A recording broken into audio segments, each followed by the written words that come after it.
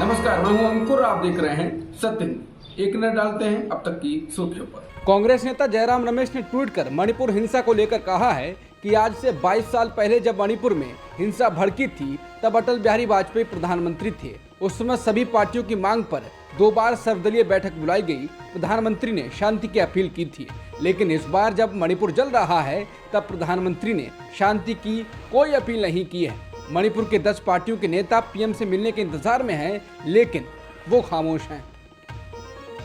Police और सेना के सूत्रों ने बताया है कि संघर्षरत मणिपुर के बिष्णुपुर जिले के क्वाकटा और चुराचांदपुर जिले के कांगवई से शुक्रवार रात ऑटोमेटिक हथियारों से गोलीबारी की गई और आज शनिवार सुबह तक रुक रुक कर गोलीबारी की खबरें आ रही हैं। भीड़ के निर्माण और तोड़फोड़ और आगजनी के कई घटनाओं की भी सूचना मिली है। पीटीआई की खबरों में कहा गया है कि इम्फाल पूर्वी जिले में सेना, Assam rifles, rapid action force और राज्य पुलिस के संयुक्त बलों ने आधी रात तक फ्लैग मार्च किया। एडवांस अस्पताल के पास पैलेस कंपाउंड में आगजनी की कोशिश की गई। शुक्रवार शाम लगभग 1000 की भीड़ इकट्ठी हुई और आगजनी और तोड़फोड़ का प्रयास किया। आरएएफ ने भीड़ को तितर-बितर करने के लिए आंसू गैस के गोले दागे और रबड़ की गोलियां चलाई, जिसमें 2 नागरिक घायल हो गए। मणिपुर यूनिवर्सिटी के पास भी भीड़ जमा होने की सूचना मिली। रात 10:40 पर थोंगजू के पास 200 से 300 लोग जमा हो गए और स्थानीय विधायक के आवास पर तोड़फोड़ करने का प्रयास किया। आरएएफ के एक स्तंभ ने भीड़ को तितर-बितर कर दिया। मोदी सरकार के आलोचक और बीजेपी के वरिष्ठ नेता सुब्रमण्यम स्वामी ने मणिपुर को लेकर बीजेपी सरकार पर निशाना साधा है। उन्होंने ट्वीट कर कहा है कि अब समय आ गया है कि भाजपा मणिपुर सरकार को बर्खास्त किया जाए और संविधान के अनुच्छेद 356 के तहत केंद्रीय शासन लागू किया जाए। इसके साथ ही उन्होंने कहा कि अमित शाह को खेल मंत्रालय भेजो। मणिपुर के हालात बदतर हैं। केंद्र सरकार बस दिशा निर्देश जारी कर चुप बैठ गई है। भाजपा का शासन है, लेकिन हिंसा का इतना भयावह रूप इस राज्य में कभी देखा नहीं गया। एक सैन्य अधिकारी ने पीएम मोदी, गृह मंत्री अमित शाह और रक्षा मंत्री राजनाथ सिंह को अपना ट्वीट टैग करते हुए कहा है, ये स्टेट अब स्टेटलेस हो गया है। पूर्व सेना प्रमुख वीपी मलिक ने उस सैन्य अधिकारी के ट्वीट को रीट्वीट करते हुए सरकार से फौरन कदम उठाने को कहा है। इससे पहले मणिपुर की राजधानी इम्फाल के निवासी यानी retired lieutenant general L Nishikant Singh ने ट्वीट किया था कि राज्य अब स्टेटलेस है। एक दिन पहले केंद्रीय मंत्री आर.के. रंजन सिंह के घर में उपद्रवियों ने आग लगा दी थी। उन्होंने कहा कि मैं मणिपुर से रिटायर्ड जीवन जीने वाला एक साधारण भारतीय हूँ। राज्य अब स्टेटलेस है। लीबिया, लेबनान, नाइजीरिया, सीरिया आदि की तरह जीवन और संपत्ति किसी के भी द्वारा कभी भी नष्ट की जा सकती है। ऐसा लगता है कि मणिपुर को उसके हाल पर बर्बाद होने के लिए छोड़ दिया गया है। क्या कोई सुन रहा है? लोकसभा चुनाव 2024 को लेकर उत्तर प्रदेश के सभी सियासी दलों की तैयारियां जोरों पर हैं। इस बीच सपा के मुखिया अखिलेश यादव ने न्यूज चैनल एनडीटीवी से बातचीत में आगामी लोकसभा में पीडीएफ फॉर्मूले के इस्तेमाल की बात की, यानी पिछड़े, दलित और अल्पसंख्यक। उन्होंने कहा कि वो पीडीएफ फॉर्मूले से बीजेपी को हराएंगे। इस दौरान अखिलेश ने कहा कि उत्तर प्रदेश के लिए उनका एकमात्र नारा है 80 हराओ, बीजेपी हटाओ। उन्होंने कहा कि सपा की तरफ से सभी विपक्षी दलों को इसमें शामिल होने का न्योता दिया गया है। सपा ने बहुत गठबंधन किए हैं, हमने खुद बड़ा दिल करके सभी दलों का साथ लेने का काम किया है। उत्तर प्रदेश के गोंडा में बीजेपी सांसद ब्रजभूषण सिंह के कार्यक्रम में शनिवार को बवाल हो गया। इस बवाल का एक वीडियो न्यूज एजेंसी एएनआई ने जारी किया है। वीडियो में 2 गुट एक दूसरे पर कुर्सियां फेंकते नजर आ रहे हैं। प्राप्त जानकारी के अनुसार ये दोनों ही गुट बीजेपी सांसद ब्रजभूषण सिंह के समर्थकों के थे। बताया जा रहा है कि ब्रजभूषण सिंह समर्थक ये दोनों गुट एक दूसरे से सेल्फी लेने को लेकर भिड़ गए और कुछ ही देर में ये विवाद बवाल में बदल गया। बता दें, दिल्ली पुलिस ने डब्ल्यूएफआई के पूर्व अध्यक्ष ब्रजभूषण शरण सिंह के खिलाफ यौन उत्पीड़न के मामले में राजधानी की एक अदालत में चार्जशीट दाखिल कर चुकी है। इसके अलावा दिल्ली पुलिस ने कोर्ट से पॉक्सो मामले में कैंसिलेशन रिपोर्ट भी दाखिल की है।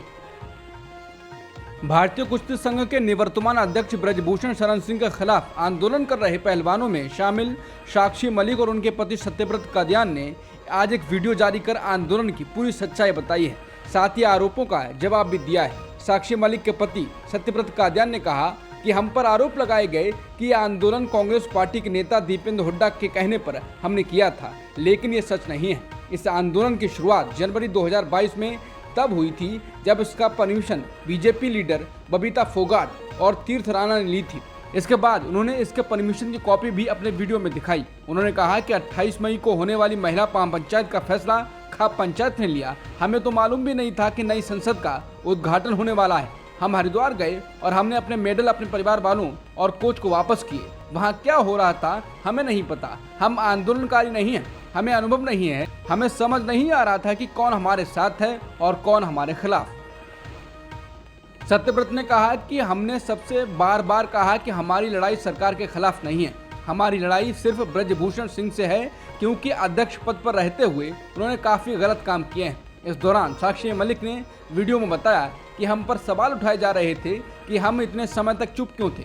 उन्होंने कहा कि सबसे पहले पहलवानों में एकता की कमी थी और हम एक साथ हो ही नहीं पाए। इसके बाद इसका दूसरा कारण ये था कि माइनर लड़की जिसने 161 और फिर 164 के बयान दिए, उसके कई दिन बाद उसने अपने बयान बदले, क्योंकि उसके परिवार को डराया और धमकाया गया। तो हम सिंगल आवाज़ कैसे उठा सकते थे। साक्षी मलिक और सत्यव्रत कादियान ने खाप पंचायतों से नाराजगी को अफवाह बताया। उन्होंने कहा कि अगर खाप पंचायत को उनकी कोई बात बुरी लगी तो वो माफ़ी मांगते हैं और अपील करते हैं कि अफवाह पर ध्यान ना दें। वहीं साक्षी मलिक ने इस वीडियो में कहा कि हम चाहेंगे कि आगे भी मुश्किल समय में आप हमारा साथ दें। उत्तर प्रदेश के डिप्टी सीएम केशव प्रसाद मौर्य ने भाजपा सांसद और भारतीय कुश्ती महासंघ के प्रमुख ब्रजभूषण सिंह के खिलाफ यौन उत्पीड़न मामले पर पार्टी की कथित चुप्पी के बारे में पूछे जाने पर आज एनडीटीवी सम्मेलन में कहा कि भाजपा पहलवानों का सम्मान करती है और किसी को भी ढाल नहीं दी जा रही है। उन्होंने कहा यह कहना उचित नहीं है कि हम शांत हैं, किसी को भी कुछ भी अनुचित नहीं कहना चाहिए और कुछ भी अनुचित नहीं कहने को मौन नहीं समझना चाहिए।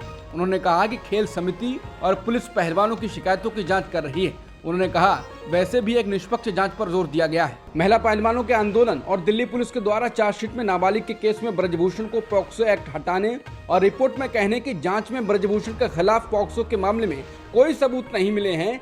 ये बात कहने के बाद विनेश फोगाट ने ट्विटर पर पुष्यमित्र उपाध्याय की कविता शेयर कर इंसाफ की मांग की है। उन्होंने कविता शेयर करते हुए कहा है, सुनो द्रौपदी शस्त्र उठा लो, अब गोविंद न आएंगे, छोड़ो मेहंदी खड़क संभालो, खुद ही अपना चीर बचा लो, धूत बिछाए बैठे शकुनी, मस्तक सब बिक जाएंगे, सुनो द्रौपदी शस्त्र उठा लो, अब गोविंद न आएंगे। कब तक आस लगाओगी तुम बिके हुए अखबारों से, कैसी रक्षा मांग रही हो दुशासन दरबारों से, स्वयं जो लज्जाहीन पड़े हैं वो क्या लाज बचाएंगे, सुनो द्रौपदी शस्त्र उठा लो, अब गोविंद न आएंगे। कल तक केवल अंधा राजा, अब गूंगा बहरा भी है, होंठ सिल दिए हैं जनता के, कानों पर पहरा भी है, तुम ही कहो ये आंसू तुम्हारे, किसको क्या समझाएंगे, सुनो द्रौपदी शस्त्र उठा लो, अब गोविंद न आएंगे। छत्तीसगढ़ के मुख्यमंत्री भूपेश बघेल ने ट्वीट कर आदिपुरुष पर कहा कि मैंने आदिपुरुष के बारे में पढ़ा और सुना, अत्यधिक पीड़ा हो रही है कि आखिर कैसे सेंसर बोर्ड ने एक ऐसी फिल्म को सर्टिफिकेट दे दिया जो हमारी आस्था से खिलवाड़ कर रही है, हमारे आराध्य का मजाक उड़ा रही है। उन्होंने कहा कि केंद्र सरकार को इसका जवाब देना होगा, हमारे भाचा राम का अपमान हम नहीं सहेंगे, जिम्मेदार लोग माफी मांगे। फिल्म आदिपुरुष में डायलॉग्स को लेकर काफी विवाद चल रहा है। जिन डायलॉग्स पर आपत्ति जताई जा रही है उसमें जब इंद्रजीत हनुमान की पूंछ में आग लगाने वाले हैं और आग लगाकर हनुमान से पूछता है जली ना, इस पर भगवान हनुमान डायलॉग मारते हैं कि कपड़ा तेरे बाप का, तेल तेरे बाप का, आग भी तेरे बाप की तो जलेगी भी तेरे बाप की। इसके अलावा बजरंगबली जब सीता से मिलने अशोक वाटिका जाते हैं, जहां उन्हें लंका का एक राक्षसी सैनिक बजरंगबली से कहता है तेरी बुआ का बगीचा है क्या जो हवा खाने चला आया है। वही लंका दहन के बाद जब बजरंगबली रामसेना के पास पहुंचते हैं तो लंका में कुछ दहन की व्याख्या में कहते हैं, बोलकर आया हूँ लंका में कि जो हमारी बहनों को हाथ लगाएंगे उनकी लंका लगा देंगे। एक अन्य डायलॉग में विभीषण जब रावण को समझाने जाते हैं तब कहते हैं भैया आप अपने काल के लिए कालीन बिछा रहे हैं। और लक्ष्मण को मूर्छित करने के बाद इंद्रजीत कहते हैं मेरे एक सपोले ने तुम्हारे शेषनाग को लंबा कर दिया और अभी तो पूरा पिटारा भरा पड़ा है। और रावण विभीषण से कहता है कि अयोध्या में तो वो रहता नहीं, रहता तो वो जंगल में है और जंगल का राजा शेर होता है तो वो कहाँ का राजा है रे। इन सब डायलॉग्स की काफ़ी चर्चा है और इनको विवाद में उठाया जा रहा है। फिल्म के लुक्स और ग्राफिक्स को लेकर भी लोगों में काफ़ी नाराजगी बताई जा रही है। फिल्म आदिपुरुष पर विवाद के बीच अब डायलॉग राइटर मनोज मुंतशिर ने सफाई पेश की है। उन्होंने कहा कि जिस डायलॉग को लेकर हल्ला हो रहा है उन्हें जानबूझकर ऐसा लिखा गया है जिससे आजकल के लोग उससे जुड़ सकें। मनोज मुंतशिर ने अपने इंटरव्यू में कहा कि ये डायलॉग कोई गलती नहीं है, बजरंगबली के डायलॉग्स एक प्रोसेस से गुजरे हैं, हमने इन्हें बहुत सिंपल रखा है। मनोज मुंतशिर ने कहा एक फिल्म में कई कैरेक्टर्स हैं तो हर कोई एक भाषा में नहीं बात कर सकता है, ऐसे में कुछ अलग होना जरूरी है। अब तक की सुर्खियों में इतना ही। बाकी खबरों के लिए बने रहिए सत्यहिंदी.com के साथ।